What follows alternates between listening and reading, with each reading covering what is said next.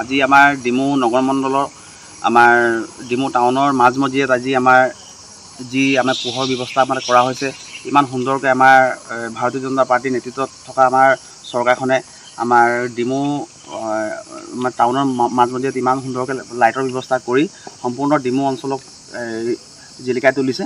সেইবাবে আমাৰ ডিমৌ অঞ্চলৰ প্ৰত্যেকজন নাগৰিকে আমি আজি সুখী হৈছোঁ যে ইমান ধুনীয়াকৈ আমি ভবাই নাছিলোঁ যে ইমান ভাল এটা বাতাবৰণ সৃষ্টি হ'ব।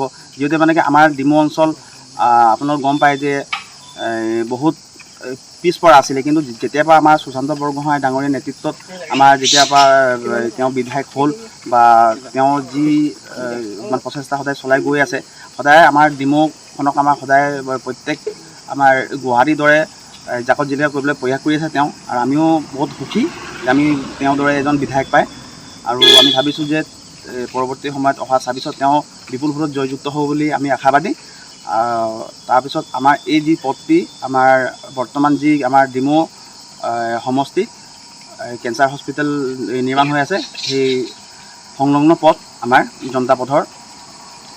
তো সেইকাৰণে আমি বৰ সুখী হৈছোঁ আৰু গোটেই ডিমৌবাসী ৰাইজে আমাৰ এই বিষয়লৈ বহুত গৌৰৱান্বিত হৈছে যে আমাৰ ডিমৌ টাউন মণ্ডলত ইমান ধুনীয়াকৈ কাম হৈছে। আৰু মই আমাৰ সুশান্ত বৰগোহাঁই ডাঙৰীয়া দেৱৰ লগতে আমাৰ মাননীয় মুখ্যমন্ত্ৰী ডাঙৰীয়াকো অশেষ ধন্যবাদ জ্ঞাপন কৰিছোঁ যে ইমান সুন্দৰ তেওঁলোকে যি আঁচনি লৈছে তাৰ পৰা আমাৰ বহুত মানুহ উপকৃত হৈছে। ধন্যবাদ, নমস্কাৰ।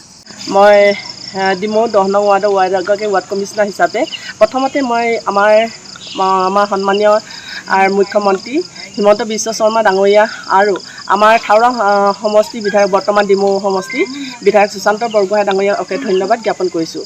কিয়নো আমাৰ মুখ্যমন্ত্ৰী চহৰীয়া পথ প্ৰশিক্ষণ আঁচনিৰ যোগেদি যি ৩ কোটি টকা মুখ্যমন্ত্ৰী মহোদয়ে আমালৈ আগবঢ়াইছিলে, তাৰে ভিতৰত 56 লাখৰ এই লাইটৰ এটা সুন্দৰ ব্যৱস্থা আমাক কৰি দিছে। গতিকে আমি ডিমৌবাসী হিচাপে অশেষ গৌৰৱান্বিত হৈছোঁ। ইমান এটা সুন্দৰ ৰাস্তা আমি পাবলৈ সক্ষম হৈছোঁ। আমাৰ যিহেতু আমাৰ ৰাইজবিলাকো আমাক খুব ভাল পাইছে, চবেই খুব আনন্দিত হৈছে এইটো পোহৰৰ ব্যৱস্থা হোৱাৰ কাৰণে। গধূলি আপোনালোকে হয়তো দেখিছে, গধূলি বহুত মানুহৰ ইয়াত অহা যোৱা চলে। ৰাতি প্ৰায় ৯টা 10টালৈকে মানুহবিলাকে ইয়াত অহা যোৱা কৰি থাকে। গতিকে মানুহবিলাকো সুবিধা হৈছে, তেওঁলোকে সুন্দৰ এটা ব্যৱস্থা পাইছে খোজকাঢ়িবলৈ। আজিকালি যিহেতু স্বাস্থ্যৰ ওপৰত চবেই গুৰুত্ব দিয়ে, গতিকে স্বাস্থ্যৰ ওপৰত লক্ষ্য ৰাখি তেওঁলোকে খোজকাঢ়িবলৈ এটা সুন্দৰ ব্যৱস্থা পাইছে। লগতে এই ৰাস্তাটোৱেদি আমাৰ যিহেতু আমাৰ ডিমৌ মেডিকেল কলেজ আৰু কেঞ্চাৰ হস্পিটেল বনাই আছে, গতিকে তালৈও মানুহবিলাকে অহা যোৱা কৰিবলৈ অশেষ সুবিধা হৈছে। গতিকে মই আমাৰ বিধায়ক ডাঙৰীয়াক পুনৰবাৰ আৰু মুখ্যমন্ত্ৰী ডাঙৰীয়াক পুনৰবাৰ ধন্যবাদ জ্ঞাপন কৰিছোঁ। গম পায় যে ডিমৌ জনতা পথটো ডিমৌ পৌৰসভাৰ ১০ নং ৱাৰ্ডটো গৌৰৱ পথ হিচাপে চিহ্নিত কৰা হৈছিল।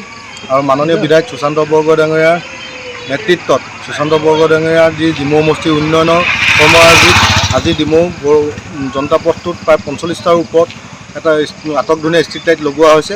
এই ষ্ট্ৰীট লাইট লগোৱাৰ ফলত ডিমৌ জনতা পথটো ইতিমধ্যে উজ্জ্বলিত হৈ উঠিছে, যাৰ ফলত ইয়াত যাতায়াত কৰা পথচাৰীকে আদি কৰি ছাত্ৰ ছাত্ৰীসকল দূৰণিৰ শিক্ষানুষ্ঠানৰ পৰা শিক্ষা গ্ৰহণ কৰা ছাত্ৰ ছাত্ৰীসকলৰ যাতায়াতৰ কাৰণে খুব সুন্দৰ ব্যৱস্থা হৈছে। গতিকে এই পাতে আমি মাননীয় বিধায়ক সুশান্ত বৰগোহাঁই ডাঙৰীয়াক স্থানীয় যুৱক হিচাপে আন্তৰিক ধন্যবাদ আৰু কৃতজ্ঞতা জ্ঞাপন কৰিছোঁ।